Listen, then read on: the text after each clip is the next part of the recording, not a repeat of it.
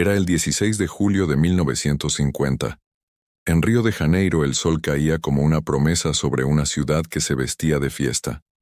Ese día, Brasil estaba convencido de que el mundo sería testigo de su coronación como campeón del fútbol.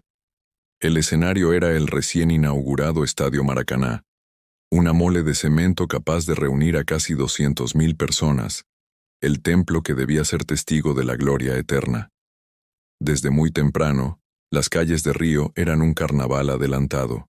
Las radios transmitían canciones patrióticas, los periódicos ya habían impreso titulares celebrando la victoria, y hasta el gobierno había preparado discursos para anunciarle al mundo que Brasil, el gigante sudamericano, se convertía en campeón mundial por primera vez. El país entero no dudaba. Aquella final contra Uruguay no era un partido. Era un trámite. Pero lo que nadie sabía era que esa tarde no se escribiría una historia de gloria brasileña, sino una tragedia que marcaría para siempre la memoria colectiva de un pueblo. Brasil llegaba a ese último encuentro con paso arrollador. En aquella Copa del Mundo no existía final a partido único, sino una liguilla final entre 4 selecciones. Brasil había destrozado a sus rivales, venció 7-1 a Suecia y 6-1 a España. El juego ofensivo de los brasileños era tan espectacular que parecía inevitable que se consagraran campeones. La prensa lo había bautizado como el ballet blanco, una danza de fútbol que hipnotizaba. Los jugadores eran tratados como héroes nacionales incluso antes del pitazo final. En contraste, Uruguay había sufrido para llegar hasta allí. Un empate con España y una sufrida victoria ante Suecia. La diferencia de nivel parecía abismal, y el favoritismo de Brasil era tan aplastante que la FIFA ya había preparado las medallas y la copa con el nombre del campeón impreso en portugués. Esa tarde, más de 173.000 personas llenaron las gradas del Maracaná, aunque algunos testigos aseguran que fueron más de 200.000. Era el partido con mayor asistencia de la historia del fútbol. Una marea humana vestida de blanco y verde-amarillo vibraba con canciones, tambores y banderas. Solo un pequeño grupo de uruguayos se atrevía a hacer ruido en medio de aquel océano brasileño. Entre ellos estaba Obdulio Varela, capitán de Uruguay, un hombre de carácter indomable conocido como el Negro Jefe. Antes del partido, los jugadores uruguayos habían sentido la presión.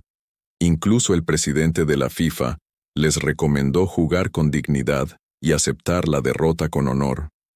Pero Varela no aceptaba ese destino.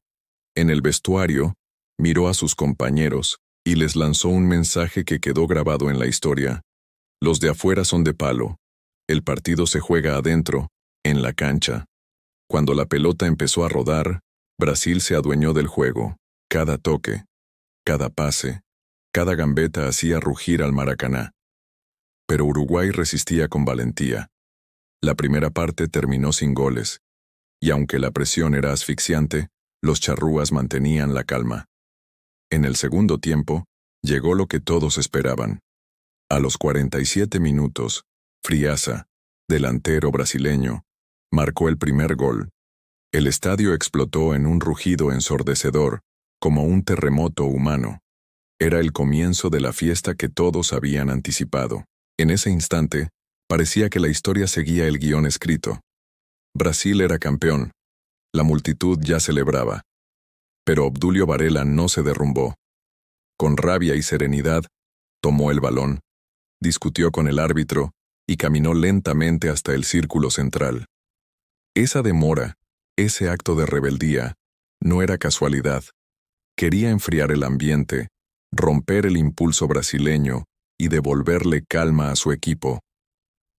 El golpe inesperado, minuto 66.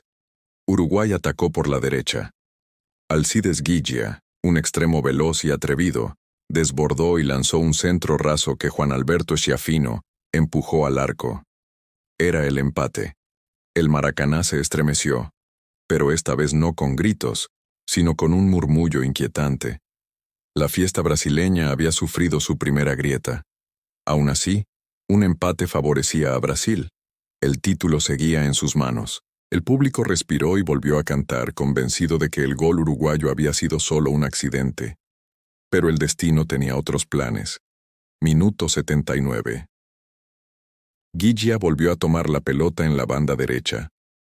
Avanzó decidido. Los defensores brasileños dudaron, esperando un pase. El arquero Barbosa dio un paso al frente, convencido de que el centro era inevitable. Pero Guilla no centró.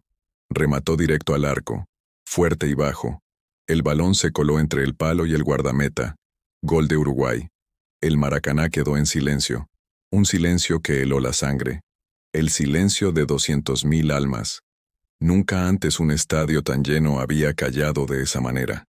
Era un silencio espeso, insoportable, como si el aire se hubiera detenido.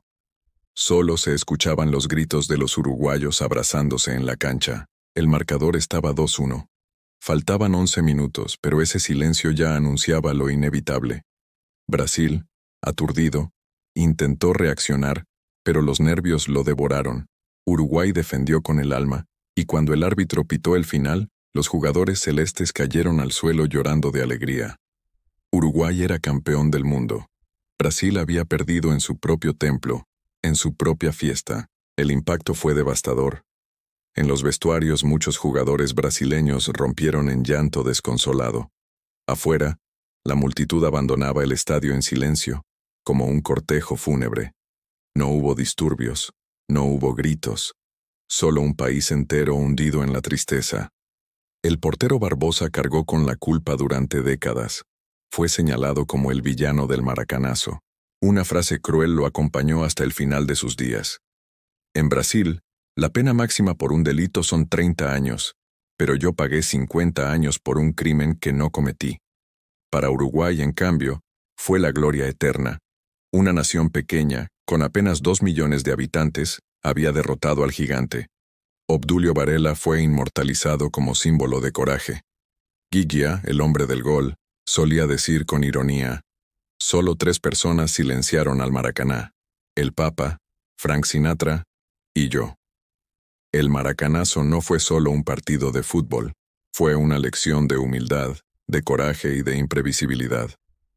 Brasil, que había soñado con escribir la página más gloriosa de su historia, terminó cargando con la herida más dolorosa.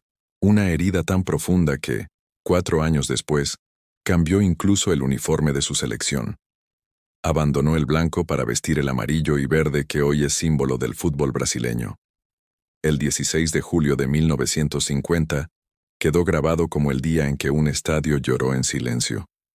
Como el día en que un país entero comprendió que en el fútbol, como en la vida, no hay guión escrito. El maracanazo sigue vivo porque no fue solo un triunfo deportivo, sino la demostración de que el corazón, la fe y la valentía pueden derribar a cualquier gigante. Y aunque Brasil se convirtió después en la nación más gloriosa del fútbol mundial, aquella derrota sigue recordándole que hasta el más fuerte puede caer. Porque el fútbol, en el fondo, no es solo un juego, es la historia de un pueblo reflejada en una cancha.